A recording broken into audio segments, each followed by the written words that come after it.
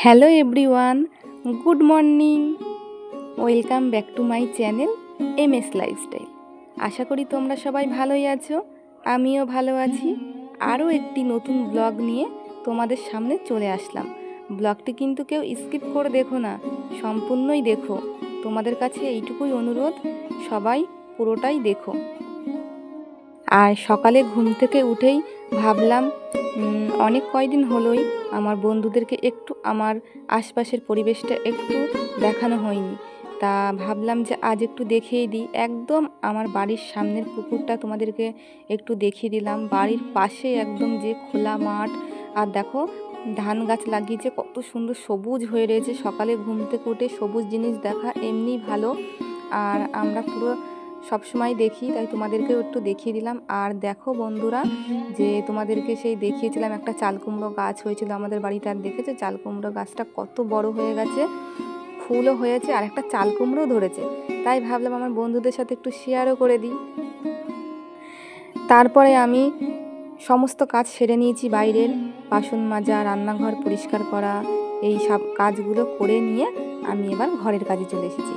আর আজকে খুবই সকাল সকাল ঘুম থেকে উঠে পড়েছি, কারণ সকাল সকাল উঠলে না বেশ খুব ভালো লাগে, মনটাও ভালো লাগে, আর সকালের পরিবেশটা এত সুন্দর লাগে না, খুব ভালো লাগে।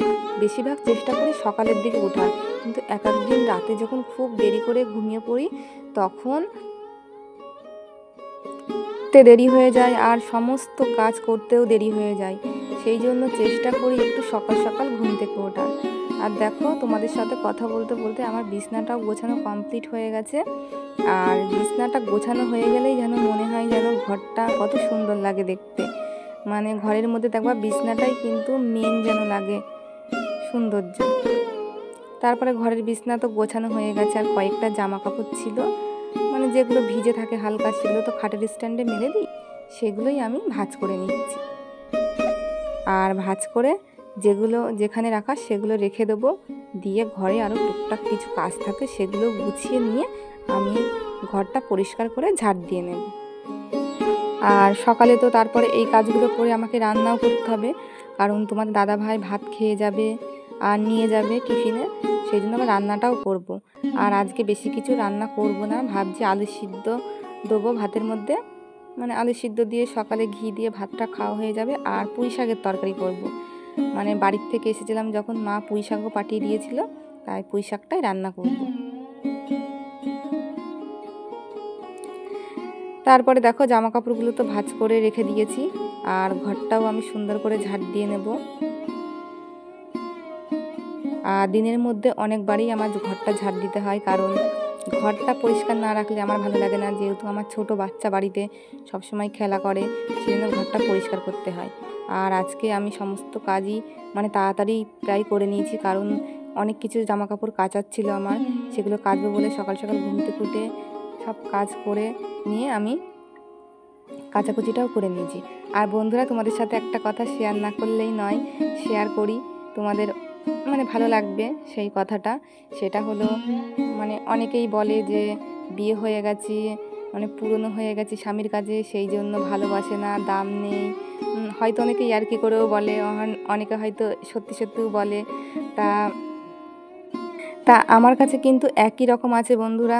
মানে আমার বিয়ের প্রথম দিন থেকেই, মানে বিয়ের প্রথম দিন বলা ভুল, মানে বিয়ে যখন থেকে ঠিক হয়েছিল তখন থেকেই তোমাদের দাদা ভাই যেভাবে আমার খোঁজ খবর নেওয়া, কি খেলাম না খেলাম, খেয়েছি নাকি, শরীর কেমন আছে, মানে সব রকম খোঁজ খবর মানে প্রথম থেকে যেমন নিত, এখনও কিন্তু সেই একই রকমভাবেই আমার খোঁজ খবরটা নেয়। আমার খুবই ভালো লাগে এই জন্যই।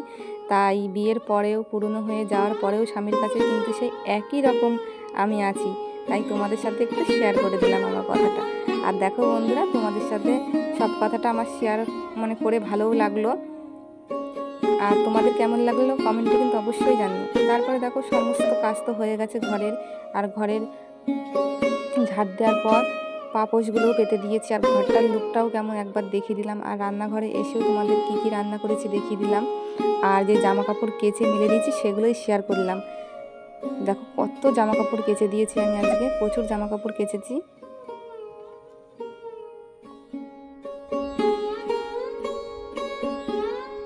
তারপরে ছেলের জন্য কিছু ফল আনা হয়েছিল, সেটা আর মানে রাখা হয়নি, তাই ভাবলাম যে এখনই রেখে দিই। এই লেবু আর কলাটাই আনা হয়েছিল আজকে, তাই সেটাই আমি বাটিটাতে রেখে দিলাম। তারপরে আবার ছেলেকে ভাত খাইয়ে দিয়েছি, স্নান করিয়ে দিয়েছি, এখন রেডি করিয়ে ওকে স্কুলে দিয়ে আসবো। আর আজকে স্কুলটা তাড়াতাড়ি ছুটি হয়ে গেছিলো, 1টার সময় ছুটি হয়ে গেছিলো। ওকে স্কুল দিয়ে এসে আমি বাড়ি এসে স্নান করে পুজো দিয়ে নেবো, পুজো দিয়ে নিয়ে তারপরে আবার ছেলেকে নিয়ে আসবো, নিয়ে এসে ছেলেকে ভাত খাইয়ে দেবো, তারপরে আমিও খাবো। দুপুরবেলা খেয়ে আমরা দুজনে একটু শুয়ে থাকবো। আর দেখো ছেলেকে রেডি করানোর পর ছেলের লুকটা ঠিক এমন লাগছে দেখতে। আর তারপরে আমি পুজোও দিয়ে নিয়েছি। পুজো দেওয়ার পর আমার ঠাকুরকে তোমাদেরকে একটু দেখিয়ে দিলাম। আর তারপরে দেখো বন্ধুরা, বিকেলবেলা ঘুম থেকে উঠে আমার ছেলে দেখো সাইকেল চালাচ্ছে। ছোট্ট মানুষ কেমন দেখো বড় সাইকেল চালাচ্ছে, হাসিও লাগছে দেখে। ছেলের তো আগে ছোট সাইকেল ছিল, ওই সাইকেল চালাতে চালাতেই ছেলে শিখে গেছে সাইকেল চালানো। আমার সাইকেলটাও নিয়েও ও চালাই, তাই তোমাদের সাথে একটু শেয়ার করলাম। হ্যালো বন্ধুরা, চলে আসলাম তোমাদের সামনে। এখন বিকালবেলা, এখন 6টা বেজে গেছে। তা ঘুম থেকে ঘুমাচ্ছিলাম ছেলে আর আমি, ঘুম থেকে উঠে পড়েছি। ঘুম থেকে উঠে ছেলেকে মুখ ধুইয়ে দিয়ে ওকে একটু রেডি করে দিলাম। ও একটু খেলা করছে, মানে একটু সাইকেল চালাচ্ছে। আমার সাইকেলটা নেওয়ার জন্য মানে একটুখানি মানুষ সাইকেল চালাবে শুধু।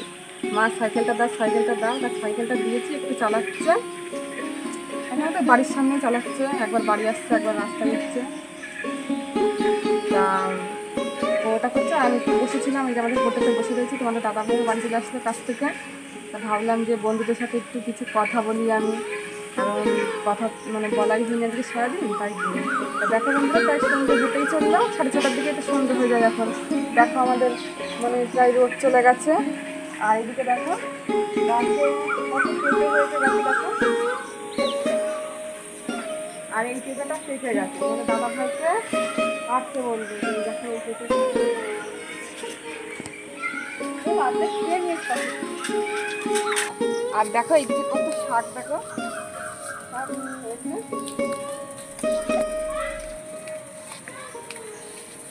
এই দেখো সব ডাঁটা শাক, ছোটো ছোটো, এইদিকে সব ডাঁটা শাক।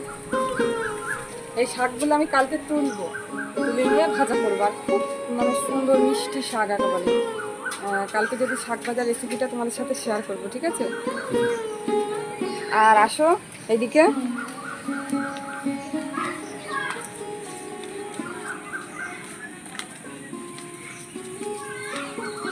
আর বন্ধুরা, আজকে দেখো কত জামা কাপড় কেচে দিয়েছি আমি।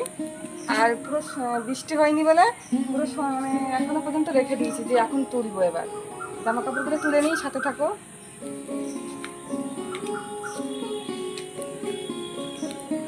দাদা ভাইয়ের জামা আমার সবাইকে কেচে দিয়েছি। ছেলের হলে তো কালো করে রেখে দিয়েছি আমার।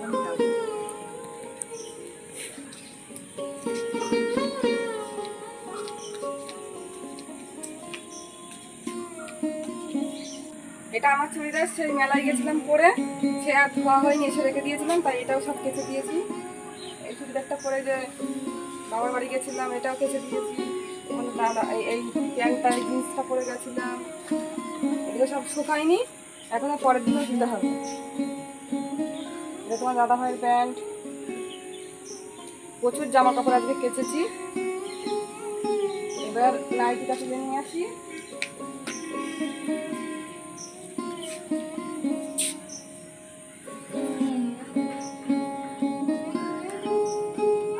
তোমাদের দাদা ভাইয়ের জামা,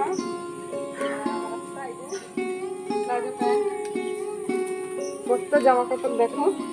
জামা কাপড়গুলো হালকা হালকা একটু ভিজে আছে, যেগুলো সেগুলো পাখার স্ট্যান্ডে দেবো। আর প্যান্ট দুটো তো খুবই ভিজা, সেগুলো আবার হয়তো ঘরেই দিয়ে রেখে দেবো। আর হচ্ছে সকালবেলা আবার বাইরে রোদে দিয়ে দেবো, শুকিয়ে দেবে। আর কালকেও কিছু জামা কাপড় কাচার আমার ইচ্ছা আছে, দেখি কাচতে পারি কিনা, যদি টাইম থাকে কেচে নেবো। প্রচুর জামা কাপড় জমে গেছে ঘরে, কয়েকদিন বৃষ্টি হচ্ছিল বলে কাচতে পারিনি, বাড়ি ছিলাম না, কাচতে পারিনি, সেই জন্য। তা বন্ধুরা, ব্লগটি আজ এই পর্যন্তই। দেখা হবে আর একটি নতুন ব্লগের সাথে। তোমরা সবাই সুস্থ থেকো, ভালো থেকো। আর এখন তো সন্ধ্যা রাত হয়নি, তাই বললাম গুড ইভিনিং।